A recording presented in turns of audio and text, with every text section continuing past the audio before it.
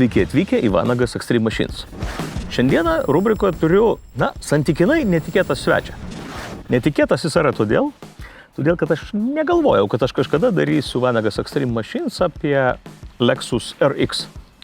Bet istorija buvo tokia. Turėjau susitikimą su mūsų partneriais Estais Taline ir atgal buvo tikrai nepatogus skrydis ir aš tiesiog, būdamas Lexus ambasadorium, nuvažiavau Lexus atstovybę ir pasiėmiau naujausią RX modelį, nes norėjau jį išbandyti. Su juo grįžau į Lietuvą ir nusprendžiau, kad aš noriu padaryti apie jį rubriką jums. Ir apie ką pakalbėti.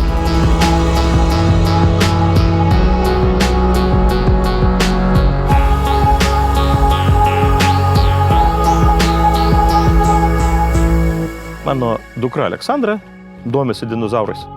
Ir aš esu pas ją matęs dinozaurą Rexą.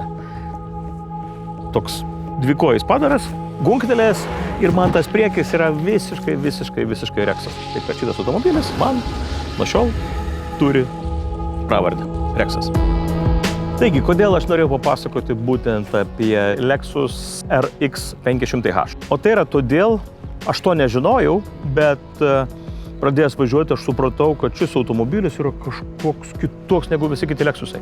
Lexusai visada yra patogus, malonus, neprovokuojantis automobiliai, o šitas yra kitoks.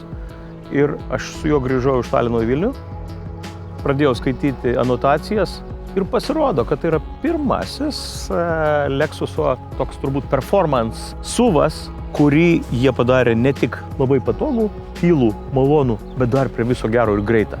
Tai štai kas mane jame užkabino. Truputėlį istorijos. Lexus RX prasidėjo nuo 98 metų. Vadinasi, 25 metai gamybos ir čia už mano nugaros yra jau 5-oji Lexus RX karta. Panašu, kad Toyota prezidentas, o reikia nepamiršti, kad Lexusas yra prabangioji Toyotos automobilių kompanija, yra pasakęs no more boring cars. Ir man atrodo, kad visų pirma jie pradėjo, arba truputėlį anksčiau negu su Toyota, jie tai pradėjo daryti su Lexusu. Jeigu mes kalbame apie naują RX išvaizdą, tai aš jį apibūdinčiau turbūt 3 žodžiais. Tai yra raumenis, agresyvumas ir tai yra elegancija. Labai keista, bet panašu, kad Lexus architektams, dizaineriams pavyko sujungti šitos 3, atrodytų visiškai nesujungiamų žodžius. Aš atsimenu RXus anksčiau ir jie tokie būdavo tikrai labai patogus, malonus ir visą kitą. Ir važiuoju su šituo, kažkokia nesąmonė. Sustoju degalinę nusipirkt kavos, įlendu į telefoną ir pirmas dalykas, ką žiūriu, kiek jisai turi arklio. Ogi 371 arklys ir 550 Newtonų sukamasis momentas. Ir tada iš vienos pusės šokas, nes aš nesu matęs Lexuse arba RXuose tokių skaičių. Iš kitos pusės viskas pradėjo stotis savo vėžes. Pradėjau suprasti, kodėl tas automobilis tikrai labai gerai važiuoja. O gerai važiuoja, tai reiškia, kad iki 100 yra 6,2 sekundės. Turint minty, kad tai yra tikrai didelis ir sunkus automobilis, labai geras skaičius. Supratus reikalo esmę, pradėjau žiūrėtis, iš kur yra tos arklio galios.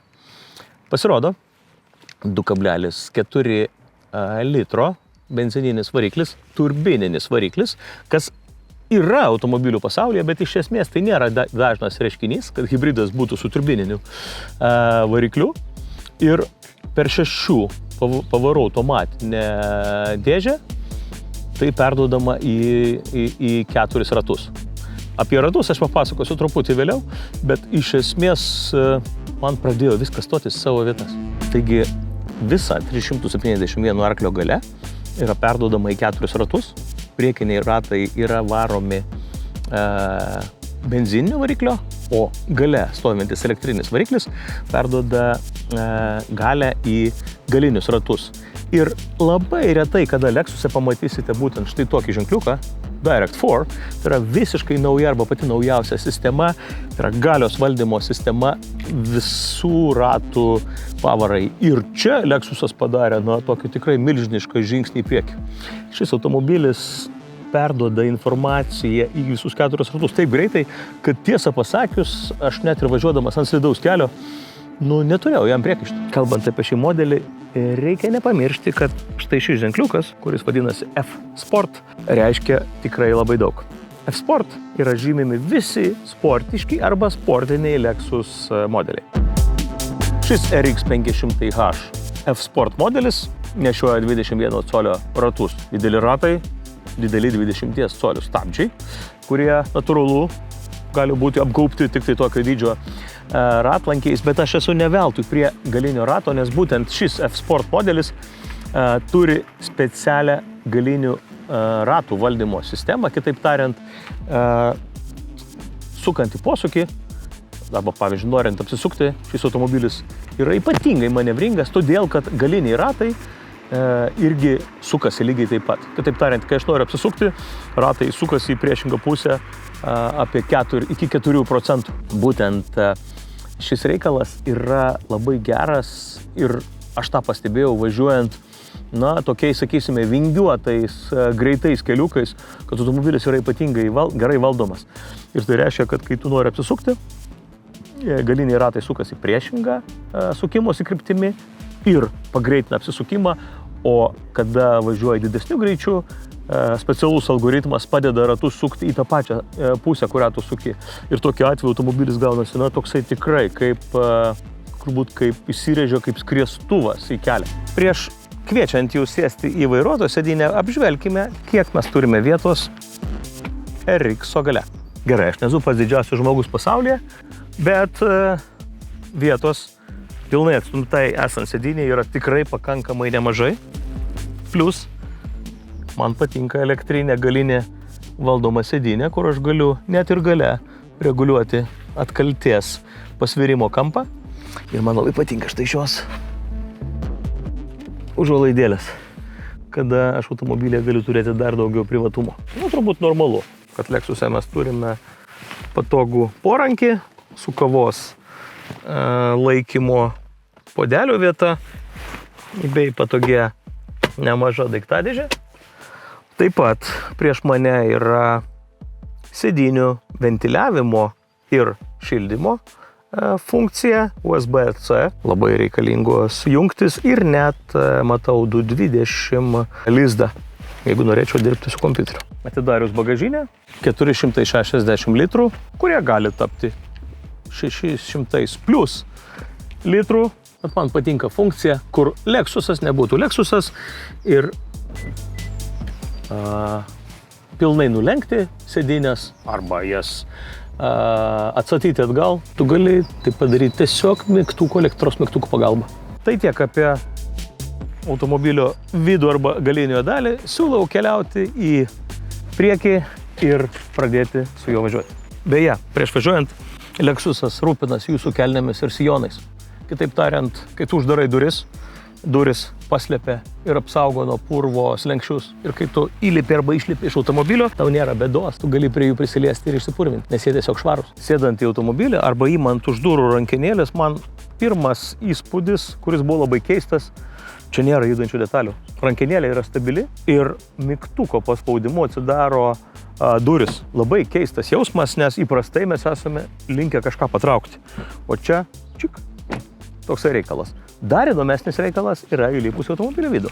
Lygiai taip pat, sėdint viduje, pradžiui, norint išlipti iš automobilio, aš bandžiau surasti svirtelę, už kurios atidaryti duris. Ir taip, ją galima atidaryti taip, kaip mes esame įpratę. Ir man tai kažkaip buvo nelabai patogu. O paskui aš supratau, kad logika yra tokia pati. Paėmė duris ir tiesiog paspaudė mygtuką ir duris atsidaro. Viskas.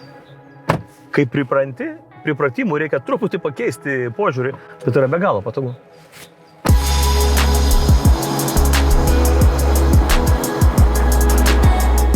Kai tu važiuoji su Lexusu, tu jauti, kad tu važiuoji su Lexusu, to jausmo nėra su jokiu kitu automobiliu. Jis yra super malonus. Ir kada mes žiūrime į naujo Lexuso interjerą, ką aš jums galiu pasakyti? Šiuo atveju tai toksai sportiškas, patogus, komfortiškas minimalizmas. Jie ir čia sugebėjo sujungti nesujungiamus dalykus.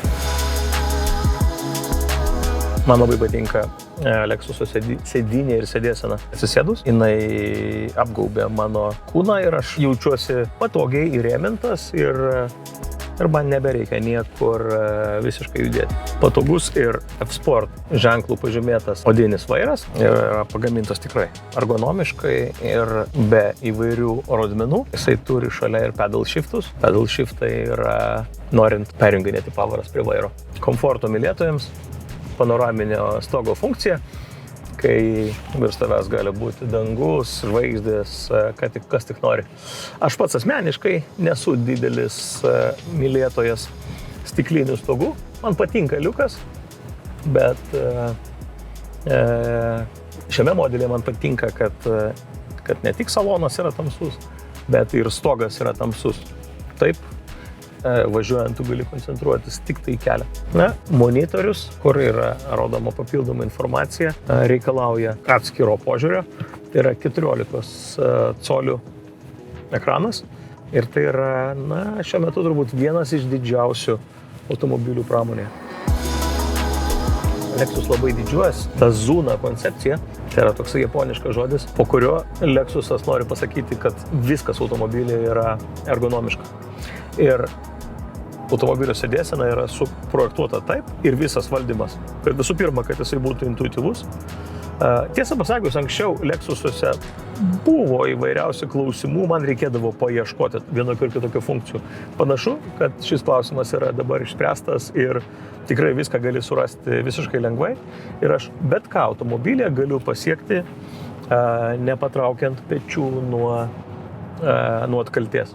Vadinasi, viskas yra padaryta per ištiestos rankos atstumą. Viskas yra padaryta maksimaliai arti ir patogiai vairuoti. Įsivaizduokite, važiuojate savo ramiai, harmonijoje su keliu ir aplinka. Ir staiga jūs norite paspausti, norite kažką aplenkti ir tada kokius pasiklausykite.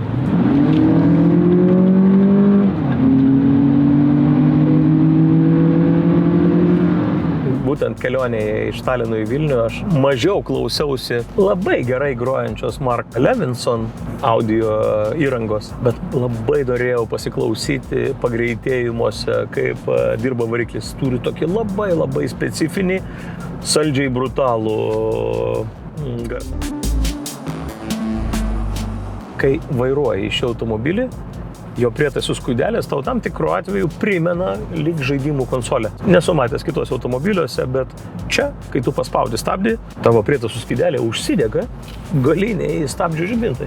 To nesu matęs anksčiau niekur kitur. Visi Lexus RX modeliai yra prikimšti daugybę įvairios saugumo įrangos, bet viena buvo tikrai pakankamai įdomi man. Kai tu sustoji ir nori išlipti iš automobilio šonuose yra sensoriai, kurie praneša, jeigu šalia eina žmogus, jeigu šalia važiuoja dviratis arba automobilis. Kitaip tariant, durys net neleidžia atsidaryti tuo momentu, tam, kad atidarius duris tu nenumuštum. Arba tavęs nenumuštų automobilis, dviratis arba pėstysis. Aš suprantu, kodėl RX yra labiausiai parduodamas Lexus modelis. Su šito automobiliu tu gali patogiai jaustis. Važiuojant mieste, tu gali keliauti, jame telpa nemažai mantos ir žmonių, vaikų pavyzdžiui, o naujasis RX 500h F Sport padaro jį panašiu į superautomobilį. Tai nėra superautomobilis, bet 370 arklių. Patikėkit manim, kiekvienam vairuotojui tai yra tikrai didelis galios balansas. Labai gerai. Vieną dieną aš buvau nuvažiavęs su šiuo Lexusu pas savo seserį į sodybą ir aš norėjau užsibandyti, koks RX yra visureigis. Tai aišku, RX nėra visureigis, kaip aš suprantu Land Cruiserį, kaip po tokį, bet geroji dalis, kad su juo tu tikrai gali nuvažiuoti tenai, kur su bet kokiu sedanu, kupė tikrai neprivažiuosi. Tai nėra visureigis, bet jeigu tau reikia nuvažiuoti į mišką, tu su šio automobiliu nuvažiuosi stebėtinai toli, patikėkit manimi. Turint mintyje, kad šis praktiškai superautomobilis 370 arklio galių, hibridas, jo degalų sąnaudos pagal knygutę, tai yra turbūt 8,5 litro, manau, galim pridėti kokį litrą, bet iš esmės tu turi didelį, sunkų automobilį, kuris praktiškai nevalgo degalų. Bet čia tai yra visiškas nonsensas gerąja prasme. Taigi tiek šiandieną trumpai apie dinozaurą Rexą Lexus RX 500h F Sport modelį. Aš noriu Jums padėkoti, kad Jūs prenumeruojate mano YouTube kanalą ir už tai, kad prisidedate prie mūsų komandos ir prie kūrimo proceso, remdami mus per Contribui platformą.